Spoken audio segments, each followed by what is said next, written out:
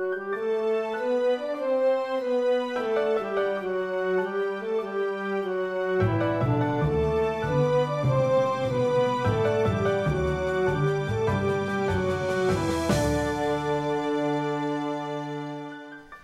evening.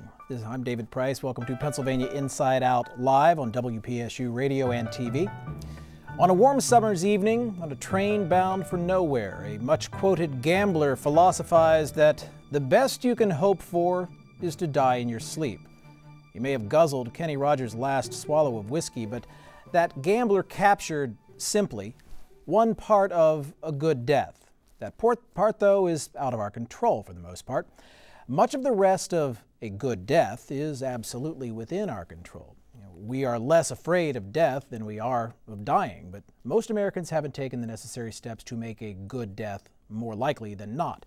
And this includes considering late-life medical treatment, where we die, what happens with our remains when we have shuffled off of this mortal coil. Joining us to discuss one or two aspects of a good death tonight, Laurie Mulvey, the Vice President of Last Rites of Central Pennsylvania, and the owner of the Schwartz Adamo Funeral Home and Cremation Services in Mifflinburg, Dominick Adamo. Do I have the pronunciation of your last name right? Yes, you do. Thank you. I have to clarify that before I go into it. Laurie, did I get your last name? Got it. Good, excellent. Thank you both very much for joining us. So we will be taking some calls a little bit later on from our viewers and listeners later in the program. I want to sort of set the scene, and Laurie, I think I want to start with you, just so we can sort of hone in on where we are. And nobody on this panel is an expert in hospice, and we're not physicians. So we want to sort of speak to what happens. How do we get the folks around us, our community, our government, whatever it is, to do what it is we want to have done with our physical being after we have died? And you are with Last Rites of Central Pennsylvania. And what is it that Last Rites is trying to accomplish? Well, Last Rites, first of all, is a local affiliate of a national organization called Funeral Consumers Alliance.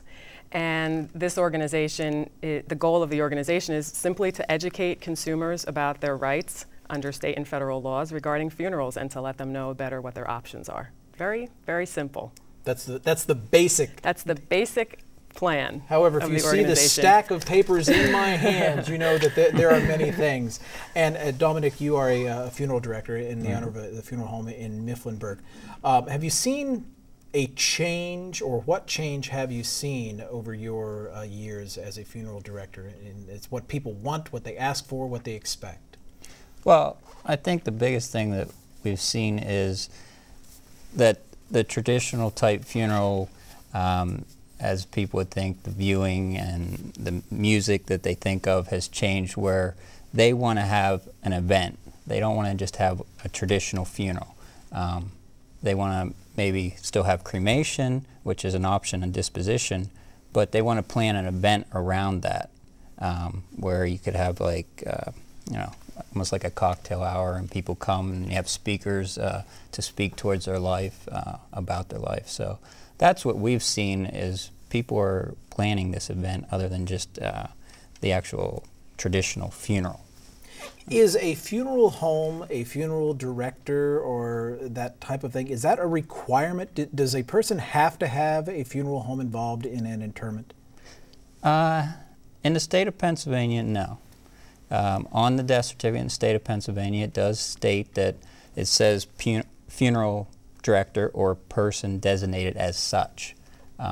So that does leave it open in the state that someone could do that on their own, and or designate somebody. In fact, in all but 5 states in the U.S., people can act as their own funeral director. They don't need to use the services of a funeral director in caring for your own dead. You have the right to do it yourself, which is really what's most surprising to most people, because we've come to believe anyway that once someone dies, we need to ship them off to the professionals, and that really isn't the law.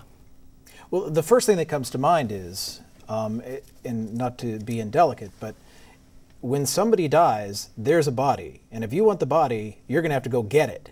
And say there's a death at the hospital and that's where your body is, You're saying then that a funeral home does not have to go get the body and take it to the funeral home. You can take it home with you.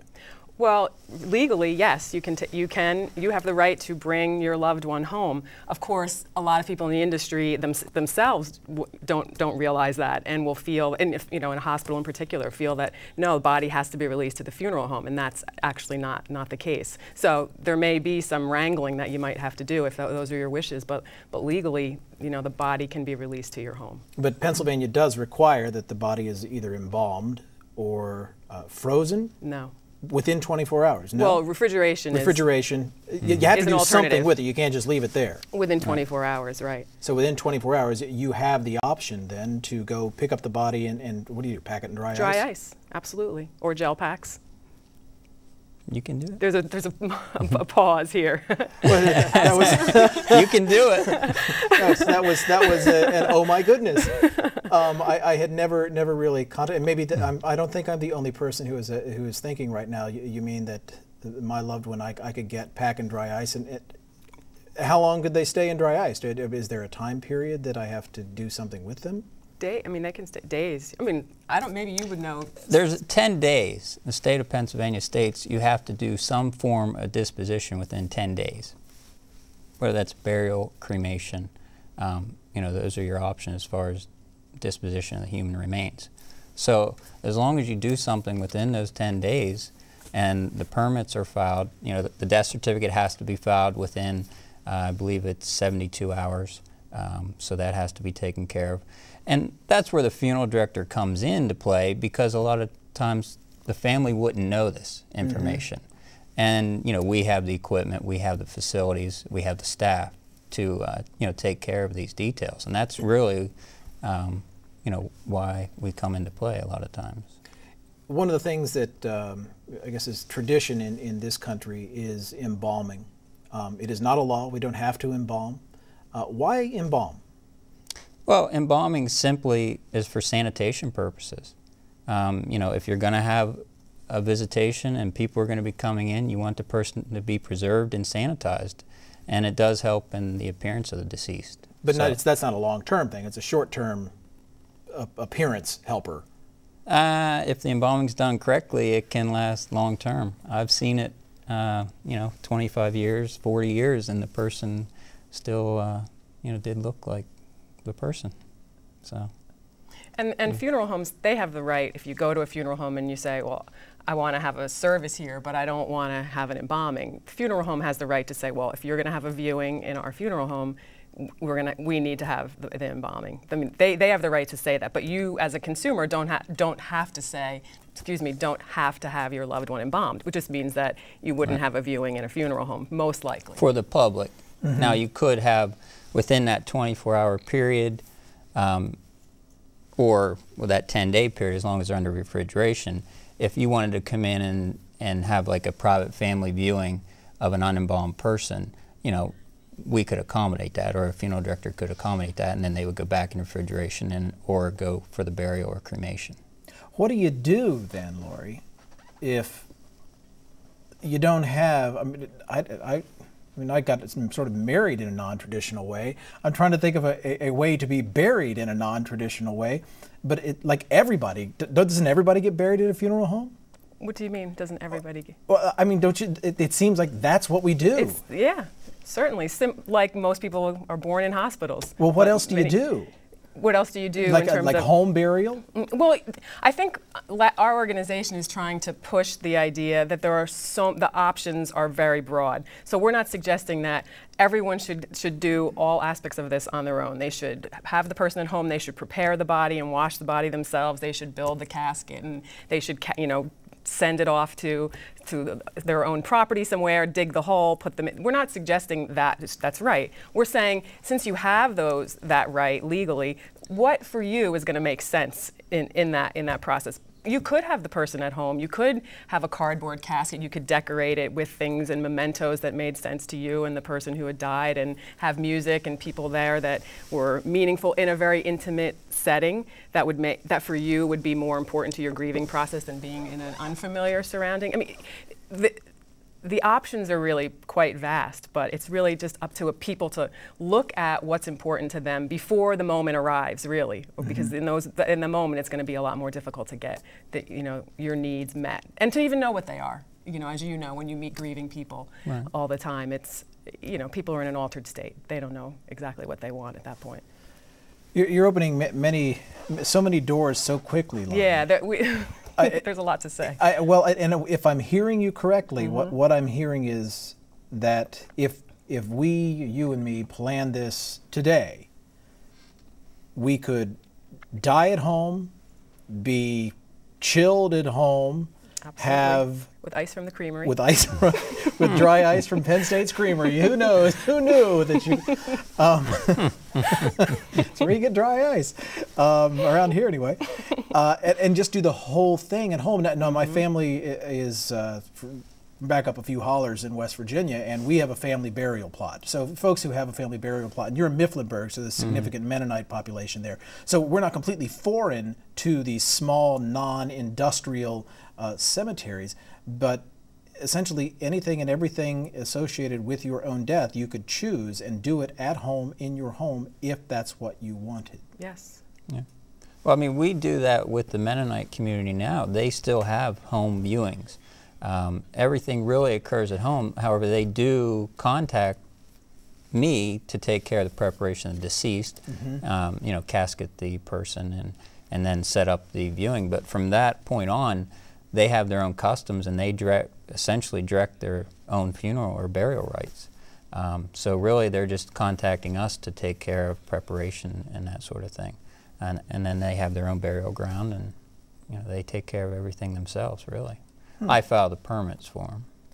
The permit, so you do need some permitting, like wherever you're going to finally inter the body, it does need to be permitted by the state, because there have to be some guidelines to follow. There are. The cemeteries have their own set of guidelines that you go by, and of course the EPA gets involved in that sort of thing. We talked about it. You can't be near water sources and that. So they do get involved, and we do have burial permits that we have to file with the state.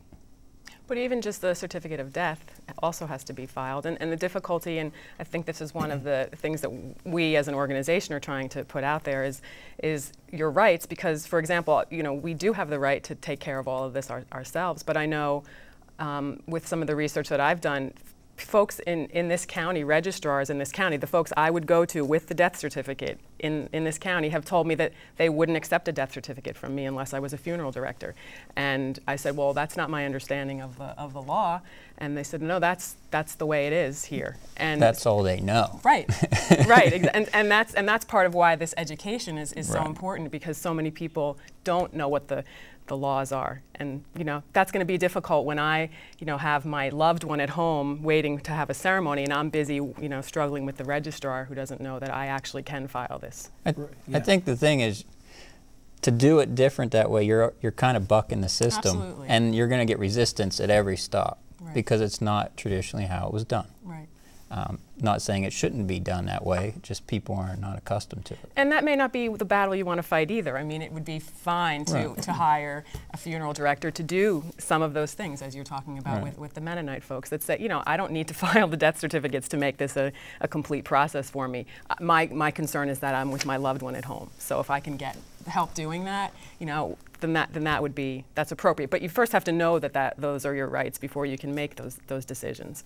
And we're going to go there in just a moment. We're talking with Laurie Mulvey from Last Rites of Central Pennsylvania, and Dominick Adamo, who's a funeral director from Mifflinburg. I want to open the telephone right now to take some calls. There are certainly some areas that we can talk about, and many questions. Our number is 1-800-543-8242. It's 1-800-543-8242. And if you have a question for either Laurie or Dominick, please do give us a call, and we will get you on the air here on WPSU. And there's a new, it's not new so much anymore, but it's sort of unfamiliar around here. And Dominick, you and I were talking before we went on the air, call it green burial or eco burial, terms that are probably unfamiliar to a significant portion of our listening and viewing audience. If you could help us get our arms around those, what are they? Well, the green burial, as we were saying, it can be as simple as an unembalmed person and a biodegradable container in a simple burial in the cemetery. Now, the cemetery would have to not require an outer burial container, because obviously what you want done is that to go back to the earth, to have minimal impact on the earth. Okay. But there are cemeteries in the state, or not in the state, but in the country, that do cater to green burials. A lot of them are wildlife refugee parks. There's one in Georgia and California where you actually are buried there in a biodegradable container. They hand dig the grave space to make minimal impact on the environment. And after a 7-year period, when the remains have gone back to the earth, they actually reuse that space. And then your name would be listed on a plaque there at the park where you would be listed as buried there. So that has not come to Pennsylvania yet. They can be privately owned. In the UK, it's very prominent for that type of cemetery. So it hasn't hit here yet, but do you know of any cemeteries that would be willing to bury without an outer container? Yeah, I know some in Union County where we operate from, and I'm sure there's some in. It's usually the smaller church cemetery, not your corporate owned cemeteries that would allow you to do that. So we do have a caller here. I want to jump right to him. It's Ed. Ed is calling us from Bellefonte. Ed, thank you very much for giving us a call here tonight on Pennsylvania Inside Out Live. Laurie Mulvey and Dominick Adamo with us, and your question or comment, please, Ed. Two things. If you wanted to get more detailed information about what is the law, where would you go to find that out? And more specifically, I don't think that you've quite given me the clarity that I need in terms of where a body can be buried. I mean, I know where I'm going to be buried, but it sounds as though you were saying you can be buried on private property, and the only restrictions have to do with sort of water and maybe a few other things. Can you clarify that? Thank you, Ed. We will certainly try to do that. Laurie or Dominick, who wants to go first? Well, as far as I know, in terms of the law, burying on private property is absolutely legal, and and the details are that the casket is 2 feet below the natural surface of the earth, and that you're 150 feet from a water supply, unless you're on land that drains into water that feeds the supply of the municipality, and then you need to be a mile from that. But that's it. Those are the specifications as far as the law goes. To get to his question, which branch of the Pennsylvania government would answer this question? Who would you pick up the phone or get on the web and say, what's the deal? Well, you wouldn't exactly. That's one of the things that's problematic. In the book we were talking about before the show is a book called Caring for Your Own Dead by Lisa Carlson, and she goes state by state and talks about what are the laws in each state for caring for your own dead, and you sort of have to dig around to find where the laws are listed. So I would say start there. You can't just jump online and say laws for burial and here they are. They're difficult to find. Now there is a state association for funeral directors, and most of these laws are within their bylaws. We've seen them. They can go on the website to the Pennsylvania Department of State, and there is a link there for funeral directors where they can contact them, and hopefully they would give them that correct information, concerning the laws.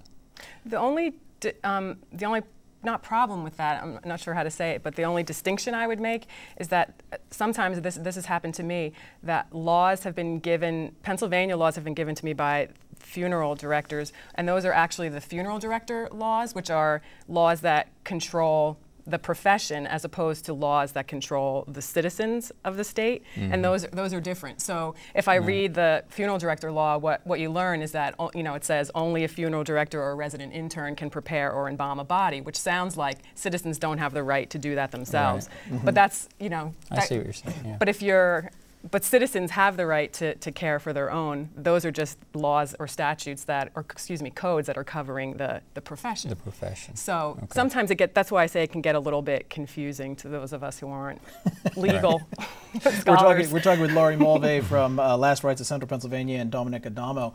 You are certainly invited to give us a call here in WPSU, Pennsylvania Inside Out Live. Our number is 1-800-543-8242. 1-800-543-8242.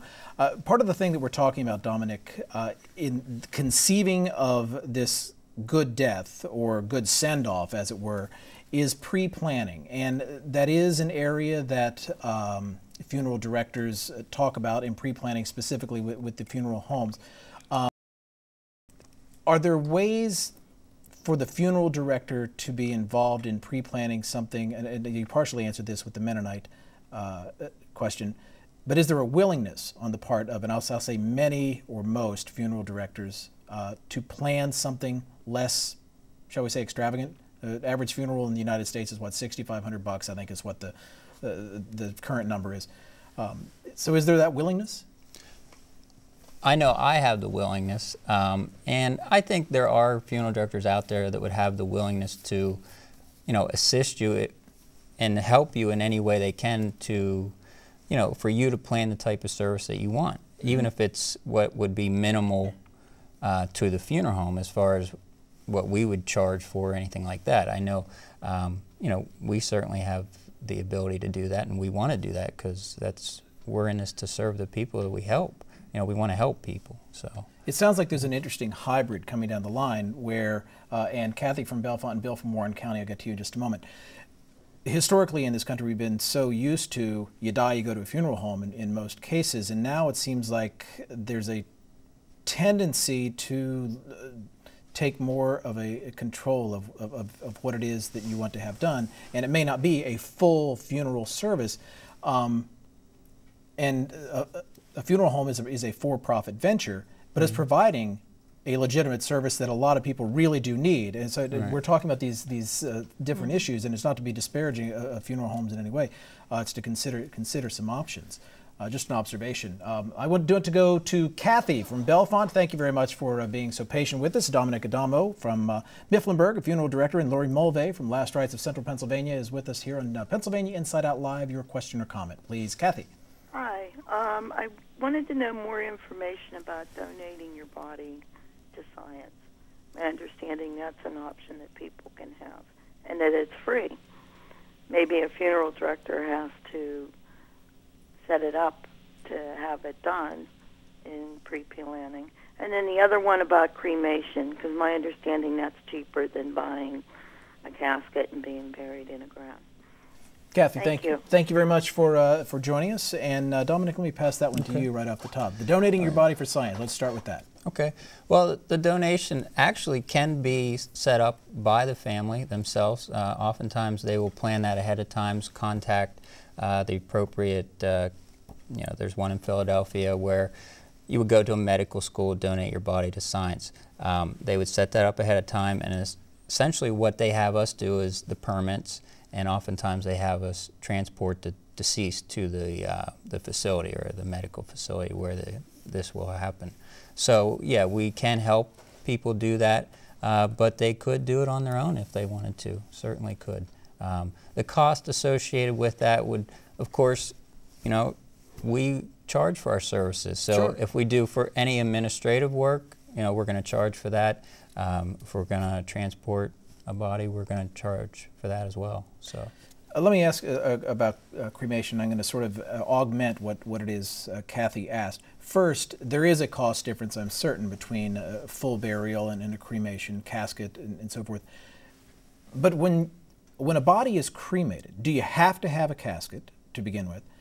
The ashes that you get back, what are those really? Are they really ashes, or what? And what can you do with them?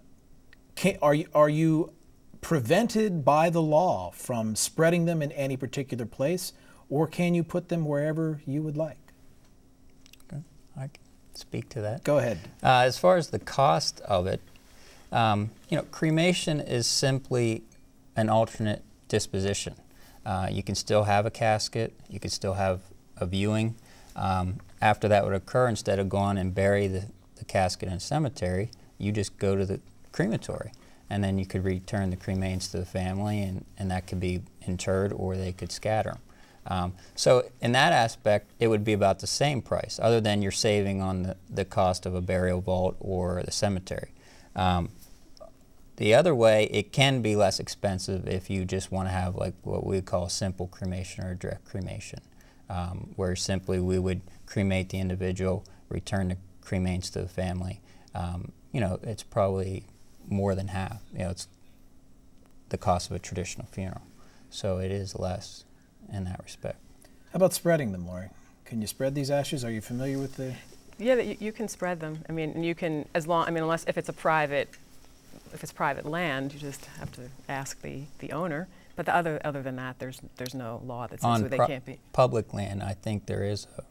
We've been told. I mean, this is a kind of hazy good, realm, but good. We like gray areas. We've been told that's really the protocol, is that you really can spread them wherever you would like, and because who really is going to be following people around with little urns and, you know, looking for what they're doing. But truly, so in practice, you really can spread them anywhere. And if it's private property that you're looking to spread them on, the message has been to ask an owner. That's I tell the people I work with, if you want to spread it in a public area, don't tell me about it. Okay, you're doing it. You're doing it on your own thing. I wouldn't do it on their behalf. Right. I'm saying you can't hire me to do that on your behalf. And I don't think any funeral director would, because I think it is a gray area. Right. We have some callers who are stacked up here. We're talking with Laurie Mulvey and Dominick Adamo, and we have Bill from Warren County on the line. Bill, thank you very much for giving us a call. Your question or comment here on Pennsylvania Inside Out Live, please. Yes, I have a question to the funeral director. I am in my 80s, and I've buried most of my family, but spreading over the last 40 years. And the thing I'd like to know why, from the time I buried my first parent until I buried my in-laws, the cost has jumped 21 times, 2,100%. Why? Yeah. Well, they say the average funeral will double every 10 years in price. And the reason why is, one, you have the overhead of your facilities, you have staff you have to pay. Just like anything else, the raw materials of caskets, vaults are made of concrete and steel. So the raw materials of those items have gone up over the years. So it's just like any other industry. We're affected by those things. So it's going to continue to rise.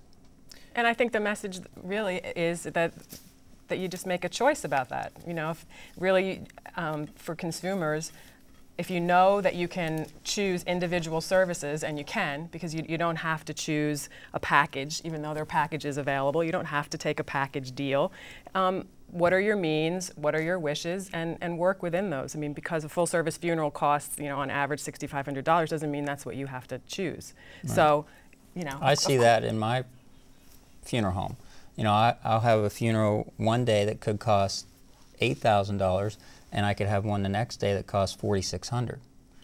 It's going to depend on the merchandise that you select. The service charge is pretty much set with the funeral home. You know, my charges, my professional fees. But then the merchandise can affect the cost of the funeral greatly. Bill, thank you very much for giving us a call. I do want to remind you that this is Pennsylvania Inside Out Live on WPSU Radio and TV. Tonight's topic, good death. Our guests are Dominick Adamo, the owner and director of the Schwartz Adamo Funeral Home in Mifflinburg, and the vice president of the Last Rites of Central Pennsylvania. That's RIGHTS, exactly. Last Rites of Central Pennsylvania, Laurie Mulvey. Tim from State College, you are on the line, so as long as I'm talking to the camera, let's get you on. Your question or comment, please. Thanks very much for giving us a call, Tim. Hi. My question is, are there options for burial at sea? Not around here. I think it'd be frowned on in Spring Creek, but thank you. Well, after I get to be done being a smart aleck, we'll try to answer your question for you, Laurie. I can't say much about it, but I know there are options, and I know if you go on the web, you can find information about that. I just don't have. There's options that we have. If we cremate a person, there are services that we can contact that would arrange for a burial at sea or scattering of cremains either by airplane or by ship or boat. That would be cremation. This would be, I think he may have been asking specifically about burial at sea, which that would just be, okay. I imagine, a very expensive proposition, because you would have to transport the body to the sea, find a ship, and I'm probably asking you to step outside of your international boundaries as well.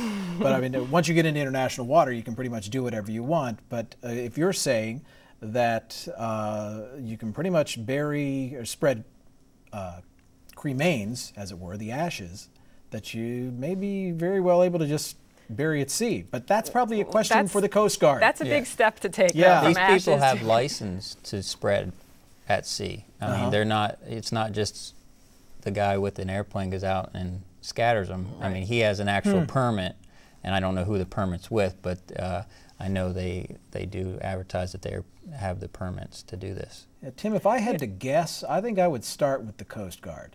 Would be the person the organization that I would ask about that. Yeah, Laurie. I was wanting to bring something up before we take the next call, because I think we're talking about all of this, and which is interesting because most of us don't talk about this stuff, and so we have to kind of joke about it because it is so odd in conversation. But I think if we just talk about it without saying kind of what's underneath it, we kind of forget that folks don't talk about this stuff because it's hard and it hurts. And when you think about losing people that you care about, it's not something that you really want to actually think about all the details of. You sort of the unwelcome time comes and you let someone else handle it. And I think because when people are in that kind of altered state when they lose someone, it really matters that we talk about this stuff, and it really matters that we think about how hard it is and how much what we choose to do in terms of disposing of someone's body, how much that actually matters to our grieving process and to our ability to say goodbye. So all this stuff kind of gets lost when we kind of only talk about it at the level of this, then that.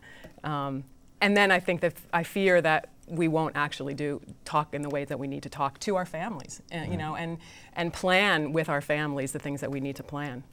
I suspect that by now my wife knows, at least casually, what I would like to have done with my remains. But we've never really sat down and said, all right, this is step one, this is what I want for step two, this is how I want to be. But you're right, I mean, that's a really difficult conversation to have. And maybe that's the upshot of this program, is determine what it is that you want. And David put the smart aleck package away and actually have a serious conversation, because we're all going to be dead one day. Right. And that's the difficult thing about it. Yeah. Go ahead, Laurie. And what I hear her inhale at it. And we go. And now, ladies and gentlemen, back to Laurie Mulvey. And one thing that I've learned from the home funeral realm, and again, not to say that home funerals are the only thing people should do, but to put things into perspective, is that the more folks actually participate in this end-of-life moment, that it looks like, and we don't know this for sure, but sort of anecdotally, it looks like the more cleanly they move through their grieving process. And I think that that's really powerful, that the more we're sort of in it, as opposed to handing it off to somebody else to take care of it for us, and then we're sort of in this kind of surreal state. Like, did this person just not live in my house 5 minutes ago, and now they've suddenly been swept away? Participating in that end and really knowing, this person who I thought was my loved one actually no longer here, is in this body. And the point is just, the more I think we find that people participate, the more they move through, and the cleaner, I would say, is the goodbye, and that's powerful. I think that's good for the survivors, because they kind of, like you said, detach a little bit from the actual person, the body that remains, and actually think more on the life, the memories, and kind of work through that and use that as your focus of planning the service, not using the body to plan any type of memorial services. And I think we talked about this earlier, was the experience that they were getting through the funeral home has pushed this people to seek alternatives. They weren't getting a good experience. They wanted to do something different than what we were providing. And that's where we need to do as professionals, is to step back and help them focus on the memories and not just a body, you know. And I want to pursue that line in just a moment, but Jeffrey from Howard has been very patient with us, so I want to jump in and say, Jeffrey, thank you very much for hanging on the line. Your question or comment tonight here on Pennsylvania Inside Out, live on WPSU. Well, I just have a comment. Yes, sir. Hi, Mr. Adamo. Hello. Mr. Adamo took care of my mother last July. She passed away. But in 2005, my parents went out shopping for cremation and in the Center County area. And I said, did you sign anything? And they said no. And I said, well, there's a funeral home down Mifflinburg. I want you to check that out. And so one day I drove them down there, and they did a pre-arrangement. And then she did die in July of last year.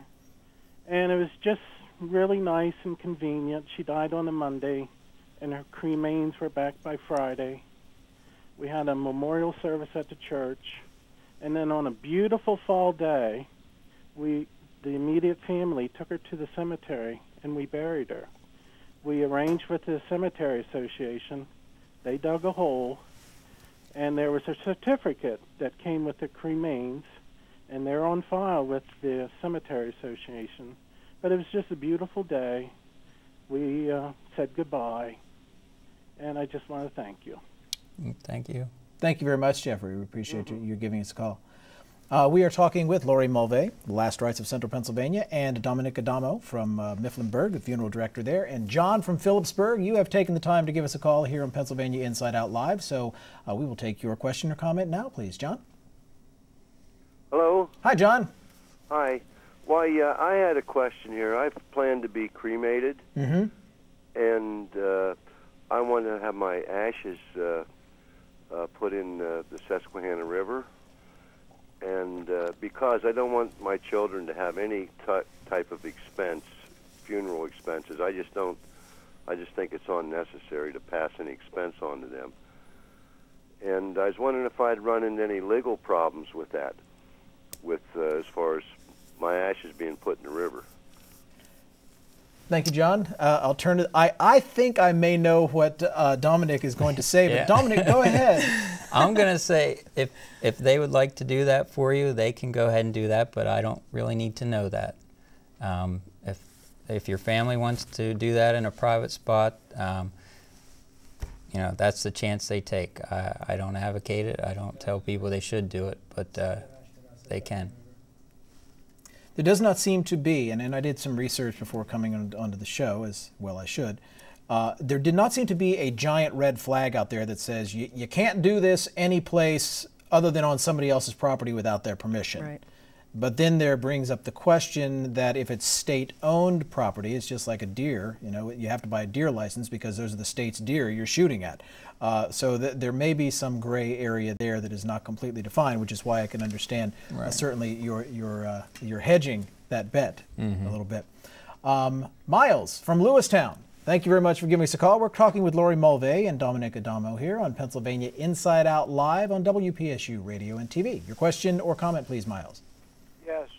What I was wondering is, I know they have vaults for single caskets. Do they make vaults for two caskets, like side by side? In ground or above ground? In ground. I have not seen that. I've seen it above ground. Usually what we've seen is if the cemetery would permit double depth, you'd put one person in, inter them in the vault, and then on top of that, when the second person would die, they would be interred on top of that if you were going to use one grave space. But your cemetery would have to permit the double depth burial. Miles, did that answer your question? Did that answer your question, sir? Yes. Okay, excellent. Thank you very much. Our phone number is 1-800-543-8242. 800-543-8242. This is Pennsylvania Inside Out live on WPSU Radio and TV. We're talking with Dominick Adamo, a funeral director from from Mifflinburg, and Laurie Mulvey, who is with Last Rite, R-I-G-H-T, Last Rites of Central Pennsylvania. And we are talking about the final send-off a little bit. Let me ask sort of an indelicate question of you, Dominick. There have been some condemnation of funeral directors for high-pressure sales, for misleading people, for taking advantage of them the day after their loved one has died to do something more than they would if they had planned in advance. Setting aside the need for a funeral director and the fact that some of us are really amazed that you folks do what you do because you deal with death day in and day out, there is a negative side to that. What can, one, somebody who is going to be planning a funeral be aware of going into a funeral home? What are some red flags to make them think, you know, this person's trying to put it to me? Afterwards, when they get their bill, what can they look for to see the red flag of this person has put it to me, and who do they tell? Okay. Well, the first thing is common sense. When you're talking with a person, I think if you have any perception that this person's not honest with you, I would run. And two, I would shop around if you're pre-planning a funeral. Call a couple different funeral homes in your area and go meet with the funeral directors and see what you like, and then talk about it with your family once they've laid out their options and you got a feel for that person. Okay. As far as the pricing part of it, and I would hope every funeral director is doing this in the state, but we have what's called a general price list. It's mandated by the Federal Trade Commission, and we have to actually give it to you at the time of the arrangement conference. And then we also have a statement of goods and services, and I price the whole funeral out in front of the person and have them sign for it before they leave that day of the planning. Okay, so if they have any questions, we address it right then. Okay, and you know, I'm up front. I tell them what my professional service charges are, and then from that point, I tell them what the outside charges are, what I say cash advances. That's your cemetery fees, flowers, death certificates, and I give them an idea where we're at before you buy a casket and a burial vault.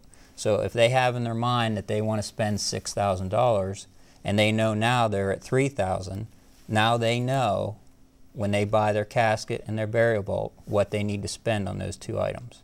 Okay, and then I have them sign that we went over these prices. And I would hope that every funeral director is doing that, because you have to be clear with people, you know, and upfront with them.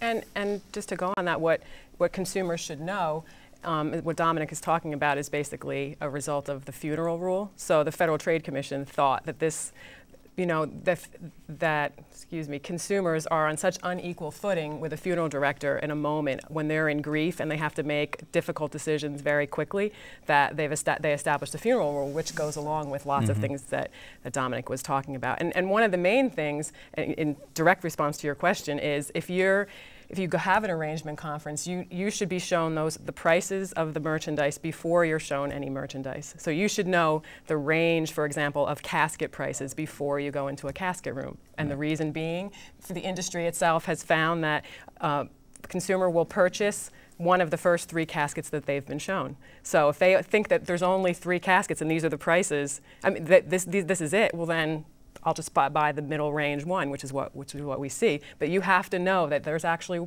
one casket that's, you know, $150 because it's cardboard, and you know, one that's $10,000 because it's. You have to know that before you go in. And there are lots of examples, but that's just one of the many ways that consumers we attempt to protect them from that moment of making a decision when they're in an altered state. It sounds like you mentioned the altered state there. It sounds like that if somebody dies suddenly, unexpectedly in your family, and you need to begin making these decisions, that it would probably be a good phone call. You know, you get those phone calls. If there's anything I can do to help, that may be one of the great things to do, is say, okay, who do I trust? Who's going to make decisions in my best interest, and take them with you. Right. Sure. And it's probably not a family member. unless they have an extraordinary constitution. I've met with attorneys, accountants on behalf or with the families. So, yeah, a trusted advisor. And this is another reason also why the general price lists that Dominick was talking about, they have to be available by phone. So according to the funeral rule, I have to be able to call funeral homes and get their prices over the phone. I mean, and obviously that's to protect the consumer, and they don't so that they don't have to go into the funeral home, because you can imagine in the moment of grief having to truck around to, you know, multiple places, and you know, that just stacks more things against the consumer. Let us go back to the telephone. Now we've got a few phone calls stacked up. Matthew from Galton is on the phone right now with us. We're Pennsylvania Inside Out Live, and we would love to hear your question or comment, please. Matthew, go ahead. Yes, thanks for taking my call. Quite welcome. Just a question. I'm finding your program very, very interesting tonight. Thank you. I was in the process of beginning to pre-plan some funeral arrangements for a family, but in the last couple of years, have been seeing a number of articles and comments about, with the pre-planning programs that are being offered, that in many cases the relative who's trying to arrange that, or who has arranged that, the end results are not what had been arranged for.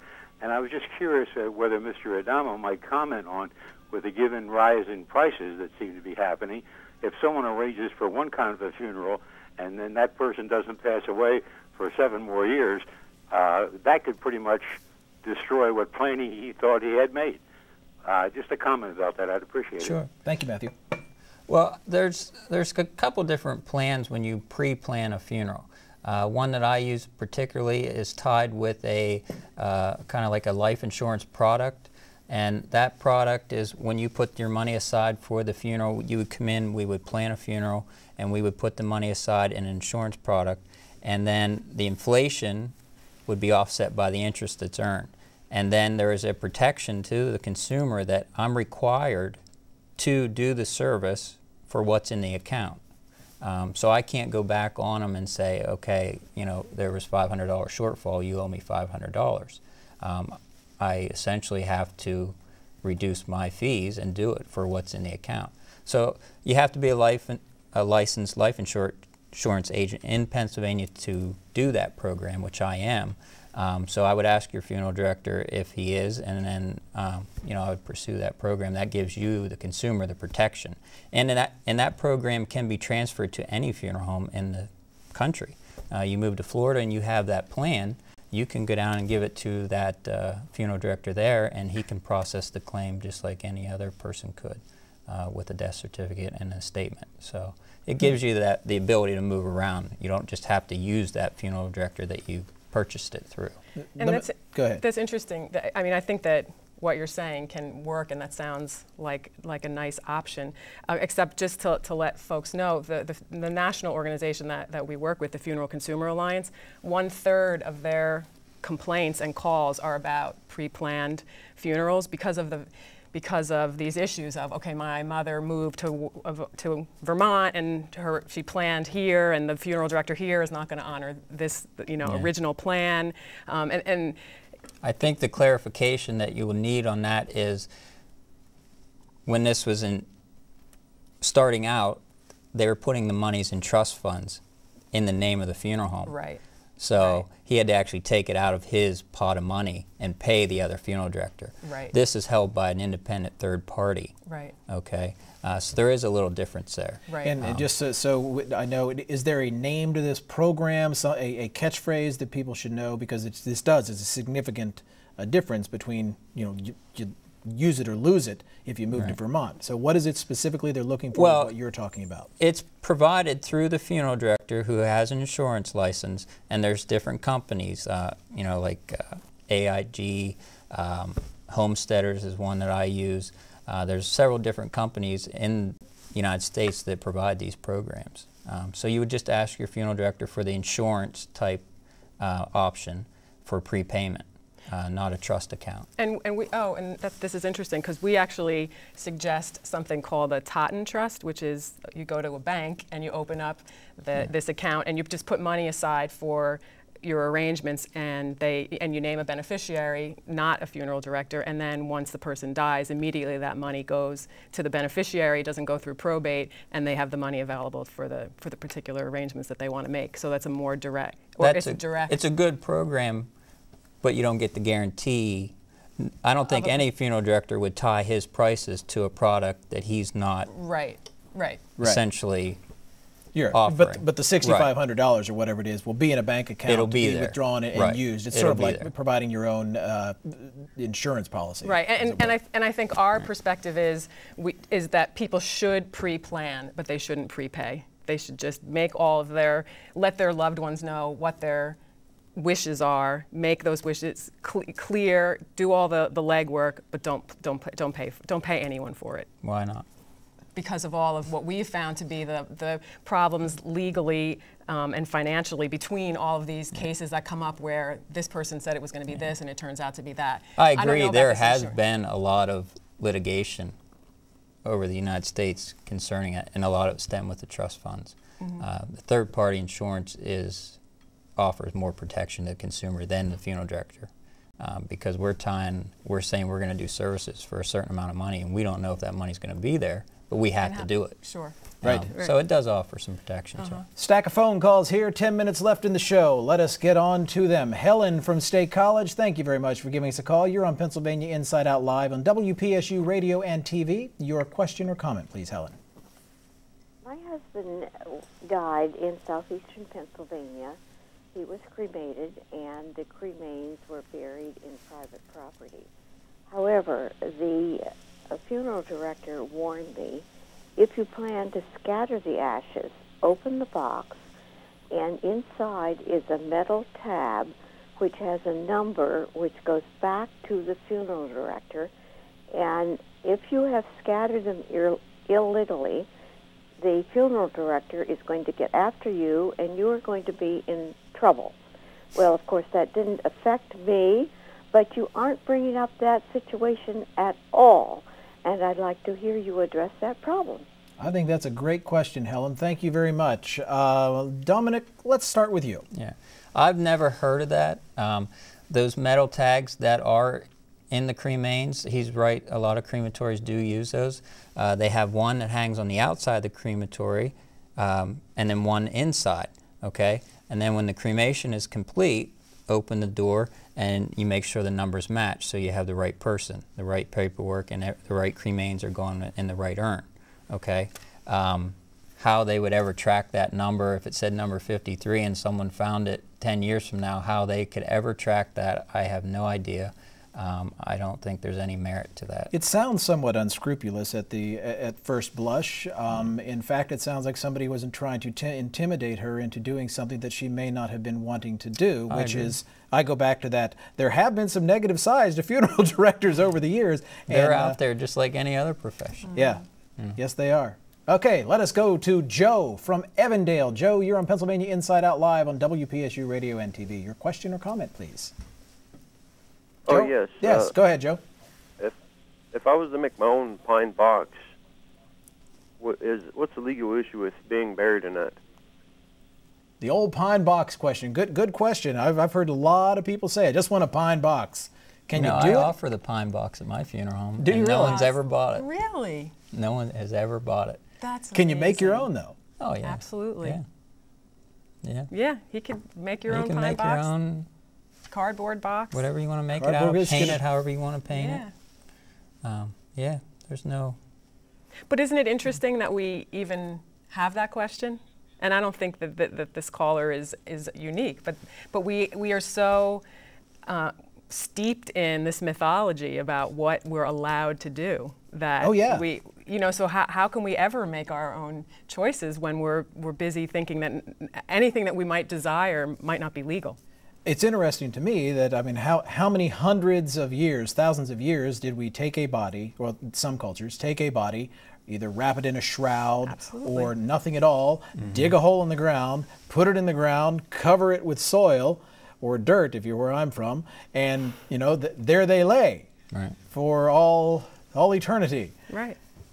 Things have changed. Phil from Boalsburg, you are on Pennsylvania Inside Out Live on WPSU Radio and TV. Your question or comment, please, Phil. Hello. A question for Laurie Mulvey. Does Last Rites have a website? Last Rites of Central Pennsylvania. Do you have a website? Why, of course they have a website. Go ahead, Laurie. Lastrites.info. There it is. But also too, I wouldn't only direct you to our website, but to the Funeral Consumer Alliance's website, the national organization, which is funerals.org. That's filled with information about all of the things that we've talked about and more. I have one question here. This is one that I let get away, and it popped up in reading the literature. Something called the funeral rule. What is the funeral rule? That's what we started. We touched about. Okay, yeah. That's what we were talking about. Illuminate, if you would, please. Well, this is the rule that was put in place by the Federal Trade Commission in 1984 and then revised in 1994, and it sort of details what for the protection of the consumer, but how the funeral industry has to present price lists and what things have to be on the price list, and that you can't be told that embalming is legal or it's illegal. Not required. Thank you. Or an out-of-burial container. Right. You don't have to choose certain things. You can choose itemized things from an itemized list. It doesn't have to be a package. All of these things are the funeral rule. There's a lot of different aspects of it. That's one. But it's a regulation for the funeral industry. I get asked a lot: is an out-of-burial or a vault, is that required? Mm-hmm. There's no requirement for that. Each cemetery has their own bylaws, and they can require you to have that. But there's no law that states you have to have a vault to contain the casketed remains. Right. If I'm understanding pretty much the upshot of what it is we've covered here, essentially we can handle our own burial. Essentially we can turn to a funeral home and say, can you help us out on everything or some of it? But the funeral home has the right to say, you know what, we want to sell the whole package, and unless we do the whole package, then you can't use this here. I think I've understood that correct, and I'm running out of time. So I'm going to nod, yes? Yeah. I got it? Yes. Okay, good. I like it when a plan comes together. That's going to wrap things up for this edition of Pennsylvania Inside Out Live. We always invite your response to our programs. You can reach us via email to painsideout@psu.edu or through the U.S. mail at 120 Outreach Building, University Park, Pennsylvania. Thanks to our guest tonight, Laurie Mulvey, the Vice President of Last Rites, RIGHTS, of Central Pennsylvania, and the owner of the Schwartz Adamo Funeral and Cremation Services in Mifflinburg, Dominick Adamo. Thank you for joining us. Good night.